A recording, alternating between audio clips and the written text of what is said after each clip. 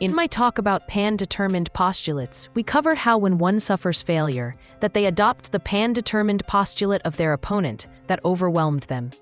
I gave examples of how if I force you to know me and you are forced to know, then you now take on my pan-determined postulate of must know. But something different will happen if, after I have forced you to be known, and now you can't help but be known to me, are you then going to enforce your postulate of must be known on me? Actually, that's not what's going to happen. If you are going to continue on with the compulsive game between you and me, it's not going to be with the must be known postulate. It's going to be with the must know postulate. In other words, I force you to be known, now you are going to force me to be known. Now before I explain the mechanics of how this works in detail, just think of this. If I expose your secrets, if I force you to answer my questions, after I've completely overwhelmed you, you aren't going to feel compelled to just keep exposing yourself and confessing to me, are you? That's not any sort of way to get back at me. That's not any sort of way to continue our game. You are now compelled to expose my secrets. Think of this example on a much larger scale. When some corrupt politician or corporation is exposed in the mass media, they don't then just go, okay, we did it, and here's a long list of other things we did too. No, that never happens, not that I've ever seen. Instead, that politician or corporation is going to retaliate with all sorts of nasty dirt on those who are exposing them.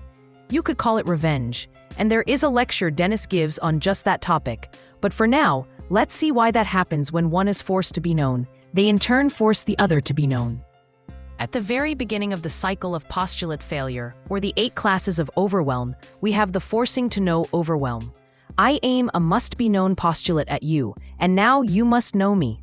Well, you don't like this, so you retaliate with a must-not-know postulate, turning my must-be-known into a must-not-be-known. You've overwhelmed me now with must-not-know, and your pan-determined postulate of must-not-be-known is now mine. I am now prevented from being known. So, I take this must-not-be-known postulate a step further. At the point you overwhelm me, I can't help but not be known.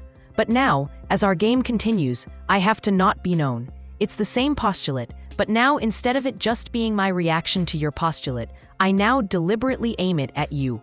I am now going to hide from you. I now overwhelm you with my must-not-be-known postulate, and you are in must-not-know. Since I am hiding, you can't help but not know me. I am preventing you from knowing. With a strong enough must-know postulate from you, you now find me. I am forced to be known. I can't help but being known. But now what? Am I going to now change my can't help but being known to I have to be known? No, I'm not. Because remember, this whole game between us started with my forcing you to know me. I had to be known to you, and look what happened. That postulate failed. I'm not going to use that postulate again. I am going to use yours, and now I must know you, and you must be known. I am forcing you to be known. Yes, I adopted your pan-determined postulate of must be known, but I can't continue with it to get back at you. That postulate failed. So instead, I take your self-determined postulate that you leveled at me, and I level it at you. This is called a valence shift. A valence is a role taken in games play. Some of you who've studied Dianetics will recognize this term. Hubbard talked about how, in an engram, I'll just give you the short definition for now, that it's a moment of pain or trauma, there is a winning valence, so to speak. That's the one in the incident who is the so-called winner in that situation because they hurt or traumatized you. He said later on, one can act out that winning valence.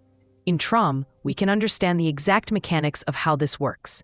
In my example from the earlier talk on pan-determined postulates, I also spoke of how a woman can overwhelm a man and he is forced to know her.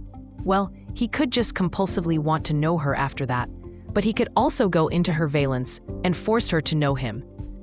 Those are the 2 valence shifts that occur during the postulate failure cycle.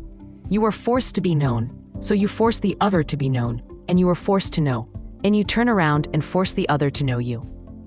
A more thorough explanation of how the postulate failure cycle works is in The Resolution of Mind, a Games Manual by Dennis Stevens. You'll find it much easier reading, now knowing this term and some of the others I've explained so far. I'm Madeline Tandry of DIY Salvation. I want to thank you for following the TROM 101 series on our YouTube channel. If you wish to learn more about postulates, and specifically how they play out in dating, sex, and relationships, I strongly recommend listening to Mary Tandry's TROM Talk series on this channel. We have a playlist for men and one for women. For a comprehensive understanding of TROM theory, listen to the TROM Mastery course. We have a video series as well as audio. But most importantly, get started on your TROM exercises as soon as possible. While TROM theory is certainly interesting, something to talk about, and it has some applications in real life, it's only about 1% of the benefits available to you. So if you have not seen it yet, please watch the video on how to do level 1 of TROM and get started as soon as possible. We are DIY Salvation. Don't just use your mind, resolve it.